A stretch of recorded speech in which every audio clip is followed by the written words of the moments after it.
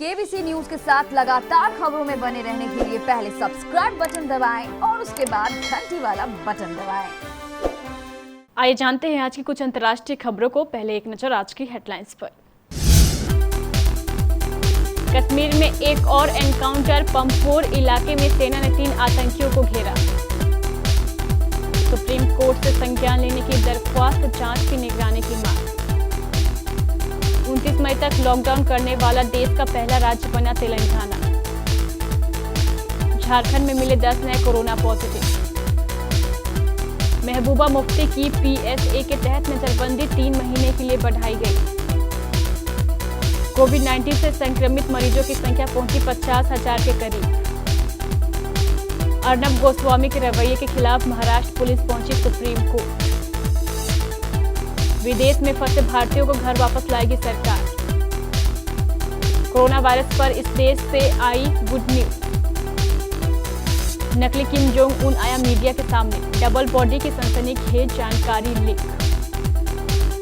Samsung का stay home stay happy offer, मिलेगा cashback और बहुत कुछ। खून खराबा सस्पेंस से भरपूर अनुष्का की वेब सीरीज पाताल लोक ट्रेलर हुआ रिलीज। नीतू का अंबानी फैमिली के लिए पोस्ट, मुश्किल घड़ी में साथ देने के लिए शुक्रिया। इरफान खान का खुले में नहाते का वीडियो वायरल, लोगों ने कहा जिंदगी से भरा था एक्टर।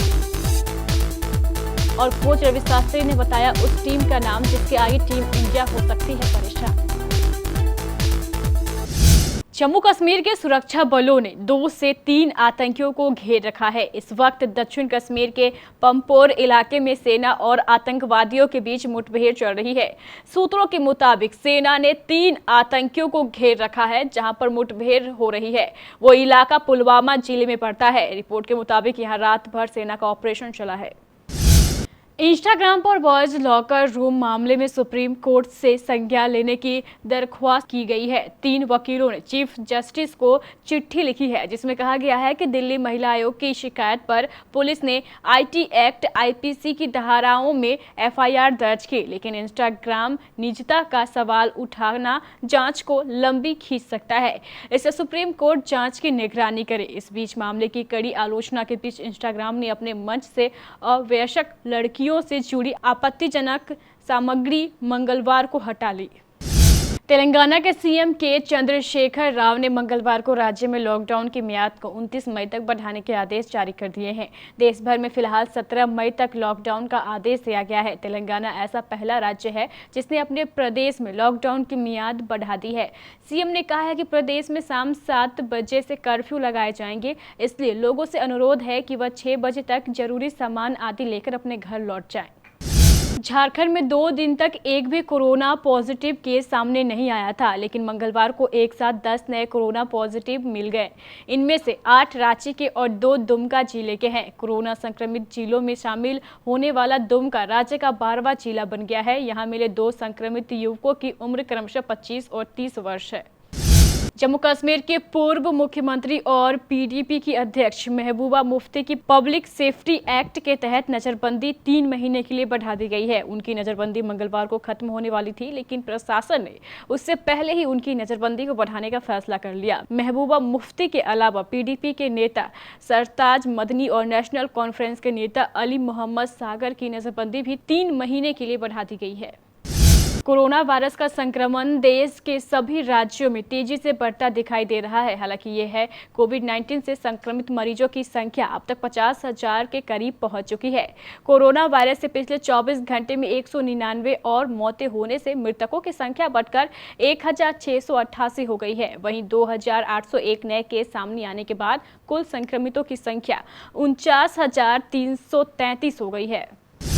पालघर में 2 साधुओं सहित 3 लोगों की पीट कर हत्या किए जाने की घटना के मामले में अपने कार्यक्रम में कथित टिप्पणियों की वजह से जांच का सामना कर रहे रिपब्लिक टीवी के प्रधान संपादक अर्नब गोस्वामी के रवैये के खिलाफ महाराष्ट्र पुलिस ने सुप्रीम कोर्ट का दरवाजा खटखटाया है। आरोप है कि अर्नब पुलिस को धमका रहे हैं। ऐसी स्थिति में पुलिस को उनके दबाव और धमकियों से सुरक्षा चाहिए। शीर्ष अदालत ने 24 अप्रैल को अपने आदेश में अर्नब गोस्वामी को उनके खिलाफ विभिन्न राज्यों में दर्ज प्राथमिकी और शिकायतों के संबंध में 3 सप्ताह के लिए गिरफ्तारी से संरक्षण दिया था। कोरोना वायरस के कारण खाड़ी देशों और दुनिया के विभिन्न हिस्सों में फंसे हुए हजारों भारतीयों को घर लाने के लिए भारत कई दशकों में से सबसे बड़ा देश वापसी अभियान शुरू करने जा रहा है, जिसमें असैन्य विमानों और नौसैनिक पोतों के जरिए उन्हें देश वापस लाया जाएगा। सरकार ने मंगलवार को यह बड़ा फैसला लिया है। गृह मंत्रालय ने इसके संबंध में गाइडलाइन भी जारी कर दी है। एक तरफ भारत में वैक्सीन को लेकर ट्रायल चल रहा है, वहीं कोरोना से जूझ रही दुनिया के लिए इजराइल से एक गुड न्यूज आई है। इजराइल ने दावा किया है कि उसने कोरोना को मात देने वाला वैक्सीन ढूंढ लिया है। घातक बम बनाने वाली इजराइल की लैब ने कोरोना वैक्सीन खोजने का दावा किया है। पूरी दुनिया को कोरोना वायरस को हराने वाली वैक्सीन का बेसब्री से इंतजार है। नॉर्थ कोरिया के तानाशाह किम जोंग उन को लेकर एक सनसनीखेज जानकारी सामने आई है। नई जानकारी के मुताबिक किम जोंग उन अपने बॉडी डबल का इस्तेमाल कर रहे हैं।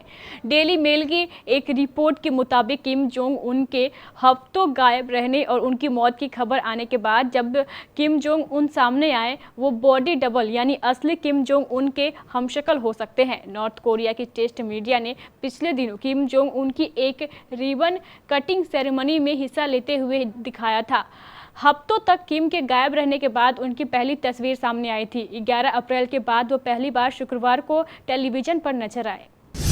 सैमसंग ने नए stay home stay happy offer की घोषणा की है। इसके तहत कई घरेलू इलेक्ट्रॉनिक प्रोडक्ट्स के लिए ऑर्डर ओपन कर दिया गया है। साथ ही कंपनी ने अपनी स्मार्ट टीवी रेंज और डिजिटल अप्लायंसेस पोर्टफोलियो पर नो कास्ट EMI ऑप्शन देना शुरू कर दिया है। इसके अलावा कंपनी ने कैशबैक की भी घोषणा की है।